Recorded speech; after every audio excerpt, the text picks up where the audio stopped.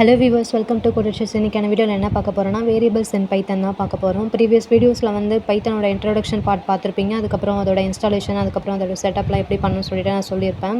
இப்போ நம்ம வந்து பைத்தனில் வந்து வேரியபிள்ஸ்னால் என்னன்னு சொல்லிட்டு பார்க்கலாம். ஃபஸ்ட்டு வந்து வேரியபிள்னால் என்னென்னு சொல்லுவாங்கன்னா, இப்போ நம்ம வந்து ஏதோ ஒரு டேட்டா இல்லை வேல்யூ வந்து நம்ம ஸ்டோர் பண்ணோன்னா நமக்கு வந்து அதுக்கு ஒரு ப்ளேஸ் தேவை இல்லையா? அதுதான் வந்து வேரியபிள்னு சொல்லுவாங்க. இப்போது ஃபார் எக்ஸாம்பிளுக்கு ரியல் டைமில் நான் ஒரு எக்ஸாம்பிள் சொல்லணும்னா, இப்போது மில்க் இல்லை ஏதாச்சும் தண்ணி, அதாவது வந்து நீங்கள் ஸ்டோர் பண்ணுறதுக்கு வந்து உங்களுக்கு ஒரு கண்டெய்னர் இல்லைனா வந்து ஏதாவது ஒரு வெசல் தேவை இல்லையா? அதை ஸ்டோர் பண்ணுறதுக்கு அந்த அந்த வெசல் இல்லை கண்டெய்னர் யூஸ் பண்ணுறோம் இல்லையா? அதை தான் வந்து நம்ம வந்து இந்த இடத்துல வந்து வேரியபிள்னு சொல்லுவோம். அதே மாதிரி அந்த மில்க்கு சொல்கிறோம் இல்லையா? அது வந்து நம்மளோட அந்த வேல்யூ இல்லைனா டேட்டா, அதே தான் இங்கே வேரியபிள்னு சொல்கிறது.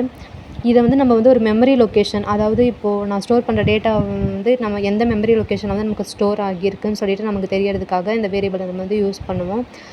அதே மாதிரி இதை வந்து ஐடென்டிஃபையர்னு சொல்லுவாங்க. அதுக்கப்புறமா வந்து பைத்தனில் வந்து ஒரு வேரியபிளுக்கும் வந்து யூனிக்கான நேம் இருக்கும். அதாவது இப்போது சேம் நேம் யூஸ் பண்ணால் நம்மளால் வந்து அந்த மெமரி லொக்கேஷன் வந்து அக்சஸ் பண்ண முடியாது இல்லையா? அதனால் வந்து தனித்தனியாக நேம் இருக்கும் எல்லா வேரியபிளுக்குமே. அதை யூஸ் பண்ணி நம்ம வந்து அதோட மெமரி லொக்கேஷனை வந்து அக்சஸ் பண்ணிக்கலாம். வேரியபிள் க்ரியேட் பண்ணுறதுக்கு முன்னாடி ஃபஸ்ட்டு வந்து இந்த ரூல்ஸை ஃபஸ்ட்டு வந்து பார்த்துடலாம். இதில் வந்து இப்போ நான் என்ன சொல்லியிருக்கேன்னா, வந்து வேரியபிள் வந்து நம்ம க்ரியேட் பண்ணுறதுனா அது வந்து ஸ்டார்டிங்கில் வந்து ஒரு ஆல்ஃபபெட் லெட்டராக இல்லைனா வந்து ஒரு அண்டர்ஸ்கோராக மட்டும்தான் இருக்கணும்.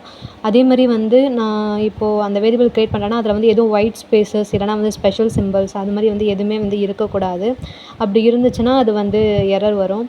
நெக்ஸ்ட்டு வந்து இப்போ நம்ம ஃபஸ்ட்டு கேரக்டர் வேரியபிளை வந்து யூஸ் பண்ணுறோம் இல்லையா? அதை தவிர்த்து மீதி வரது இடத்துல எல்லாமே நம்ம வந்து லோவர் கேஸ் லெட்டர், அதுக்கப்புறம் அப்பர் கேஸ், அதுக்கப்புறம் அண்டர்ஸ்கோர் இல்லைனா நியூமெரிக்கல் டிஜிட்ஸ் அது எல்லாமே வந்து நம்ம இன்க்ளூட் பண்ணிக்கலாம். அதே மாதிரி நான் யூஸ் பண்ணுற அந்த வேரியபிள் நேம் இருக்கு இல்லையா? அதில் வந்து எதுவும் ரிசர்வ்டு கீவேர்ட்ஸ் எதுவும் இருக்கக்கூடாது. இப்போ டிஃபால்ட்டாக வந்து சில கீவேர்ட்ஸ்லாம் வந்து பைத்தனில் இருக்கும் இல்லையா?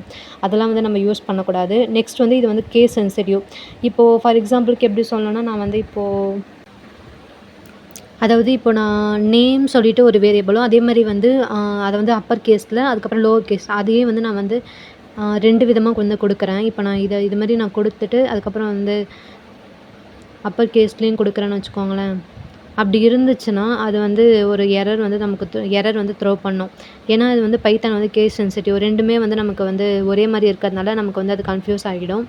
நெக்ஸ்ட் அதுக்கப்புறம் வந்து இப்போ நம்ம யூஸ் பண்ணுறோம் இல்லையா வேரியபிள் நேம், அதில் வந்து ஆல்ஃபா நியூமரிக், அதாவது ஏலேருந்து இசட்குள்ளே, அதுக்கப்புறம் ஸ்மால் ஏ டு இசட், அப்புறம் 0 to 9 அண்டர்ஸ்கோர் இது எல்லாமே வந்து நம்ம யூஸ் பண்ணலாம். அதுக்கப்புறமா வேரியபிளை வந்து நம்ம வந்து டிக்ளேர் பண்ணணும்னு அவசியம் கிடையாது. இப்போ நம்ம சியில் ஜாவா அதை ஏதாச்சும் நீங்கள் ப்ரோக்ராமிங் லாங்குவேஜ் வந்து யூஸ் பண்ணுறீங்கன்னா அதில் வந்து நம்ம ஒரு வேரியபிள் யூஸ் பண்ணுறோன்னா அதை வந்து நம்ம முன்னாடியே வந்து டிக்ளேர் பண்ணி சொல்லணும்.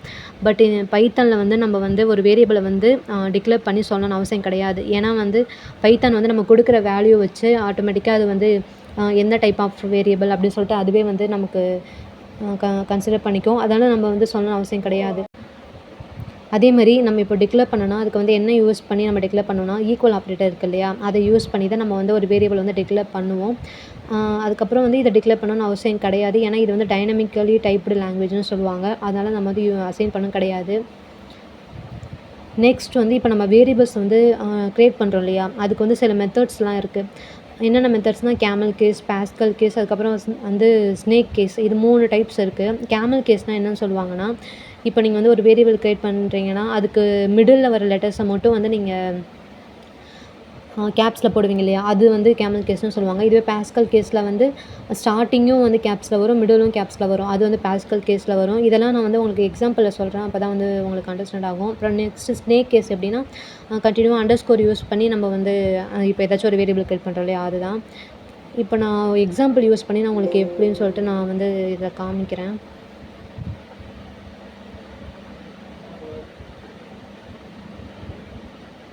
இப்போ வந்து நான் சொன்னேன் இல்லையா? இப்போ நான் வந்து வேரியபிள் வந்து நான் டிக்ளேர் பண்ணணும்னு அவசியம் கிடையாது பைத்தனில். அதனால் வந்து நான் ஸ்டார்டிங்கே வந்து இப்போது நான் ஏன்னு சொல்லிட்டு ஒரு வேரியபிள் வந்து எடுத்துக்கிறேன். அதை எடுத்துக்கிட்டு அதில் வந்து இப்போ நான் வந்து வேல்யூ வந்து சும்மா கொடுத்து நான் பிரிண்ட் பண்ணி பார்க்க போகிறேன். இதுதான் என்னோடய வேரியபிள், அதாவது இந்த ஏன்னு இருக்குது இல்லையா? இதுதான் வந்து என்னோடய வேரியபிள். அதுக்கப்புறமா வந்து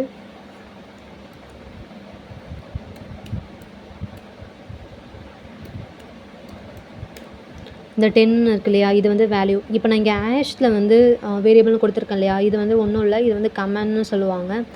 இப்போ நம்ம சில இல்லை ஜாவாலலாம் வந்து நம்ம வந்து ஸ்லாஷ் அது மாதிரி யூஸ் பண்ணுவோம் இல்லையா? இப்போ அதே மாதிரி பைத்தானில் வந்து நம்ம ஹேஷ் யூஸ் பண்ணி தான் நம்ம வந்து கமெண்ட் எழுதுவோம். இந்த கமெண்ட்ன்றது என்னென்னா, இப்போ நான் வந்து கொடுக்குற இப்போ நான் என்ன ஃபங்க்ஷனாலிட்டி வந்து நான் இப்போ வந்து நான் இங்கே பண்ணியிருக்கேன் அப்படின்னு சொல்லிட்டு வந்து ரீடபிலிட்டிக்காக இப்போ யூசர் படித்து பார்க்கும்போது இங்கே என்ன யூஸ் பண்ணியிருக்காங்கன்னு தெரிஞ்சுக்கிறதுக்காக நான் வந்து இந்த கமெண்ட் யூஸ் பண்ணி நான் சொன்னால் அவங்களுக்கு படிக்கிறதுக்கு ஈஸியாக இருக்கும். இப்போ நான் A=10 சொல்லியிருக்கேன் இல்லையா? இதை வந்து நான் ஒரு வேரியபிள் வந்து நான் இங்கே வந்து கொடுத்துருக்கேன். இப்போ நான் இதை வந்து பிரிண்ட் பண்ணி நான் பார்க்க போகிறேன். இப்போ நான் பிரிண்ட் ஏன்னு கொடுத்துட்டேன். எனக்கு இது வந்து பிரிண்ட் ஆகும். நான் ஃபஸ்ட்டு இந்த ஃபைலை வந்து நான் சேவ் பண்ணணும். இப்போ இதை வந்து நான் ஆல்ரெடி நான் வச்சுருக்க பைத்தான் ஃபோல்டரில் வந்து நான் இதை வந்து நான் சேவ் பண்ண போகிறேன். நீங்களும் வந்து ப்ராக்டிஸ் பண்ணுறீங்கன்னா ஒரு ஃபோல்டர் க்ரியேட் பண்ணி வந்து ப்ராப்பராக பண்ணுங்கள். அப்போ தான் வந்து உங்களுக்கு அது எப்பயாச்சும் உங்களுக்கு ப்ராக்டிஸ்க்கு நீங்கள் பார்க்கும்போது எப்பயாவது நீங்கள் யூஸ் பண்ணிக்கலாம். நான் இப்போ வச்சுருக்க அந்த ஃபோல்டரில் வந்து நான் க்ரியேட் பண்ண போகிறேன். அதே மாதிரி இப்போ நீங்கள் வேரியபிள் நேம் கொடுக்குறீங்கன்னா, இப்போ நீங்கள் .pyன்னு சொல்லிட்டு வந்து கொடுக்கணும்னு அவசியம் கிடையாது. ஏன்னா வந்து நம்ம யூஸ் பண்ணுறதே ஐடியலில யூஸ் பண்ணுறோம் இல்லையா? இதுவே நார்மலான வந்து நோட்பேடில் டைப் பண்ணுறீங்கன்னா, நீங்கள் அப்போ வந்து கண்டிப்பாக வந்து அந்த .pyலாம் கண்டிப்பாக நீங்கள் கொடுக்கலாம். அது வந்து ஃபைல் எடுத்துக்காது. இப்போ நான் இதில் கொடுக்கும்போது நான் வந்து .pyன்னு கொடுத்தாலும் கொடுக்கலாம், இல்லை கொடுக்காமலேயும் வந்து நான் அப்படியே சேவ் பண்ணலாம். இப்போ நான் அப்படியே சேவ் பண்ணி உங்களுக்கு காட்டுறேன். இப்போ நான் கொடுத்தோன்னே எனக்கு வந்து இப்போ நான் வேரியபிள் .pyன்னு அதுவே எடுத்துக்கிச்சு இல்லையா? இப்போ நான் இதை ரன் பண்ணி பார்க்க போகிறேன். இங்கே ரன்னு இருக்கு இல்லையா? ரன் கொடுத்து நான் ரன் மாடல்னு கொடுத்தா எனக்கு வந்து அது ரன் ஆகி நெக்ஸ்ட் ஒரு டேப்பில் வந்து அது ரன் ஆகி பிரிண்ட் ஆகும். இப்போ நான் கொடுத்தேன் இல்லையா? A=10 அது வந்து நான் பிரிண்ட் பண்ண சொல்லியிருக்கேன். அது பிரிண்ட் பண்ண சொன்னோடனே எனக்கு வந்து அந்த 10 வந்து